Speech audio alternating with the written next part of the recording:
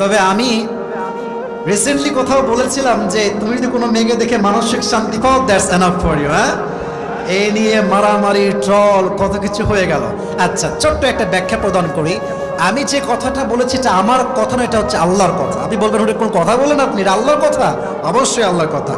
21 নম্বর পারা, সূরাতুর রূম, আল্লাহ তাআলা বলছেন, ওয়া মিন আয়াতিহি আন খালাকা লাকুম মিন আনফুসিকুম আজওয়াজান লিতাসকুনু ইলাইহা ওয়া জাআলা বাইনাকুম মাওয়াদ্দাতাও ওয়া রাহমাহ।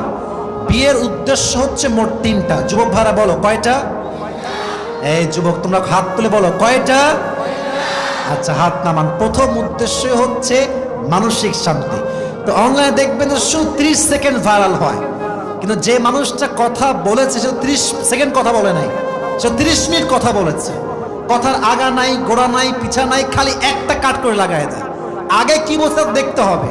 আমি বিয়ে নিয়ে কথা বলছিলাম, আমি বললাম বিয়ের ক্ষেত্রে যদি তুমি তোমার ওয়াইফকে দেখে মানসিক শান্তি পাও, এটা তোমার জীবনের সবচেয়ে বড় রহমত। ঠিক কিনা বলো যুবক ভাইরা?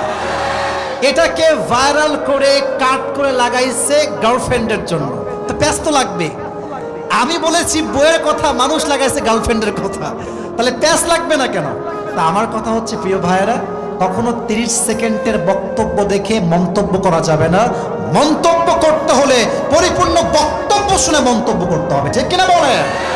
আল্লাহ আমাদের প্রত্যেকটা যুবককে চরিত্রকে হেফাজত করার তৌফিক দান করুন। সকলেই পড়া আমিন।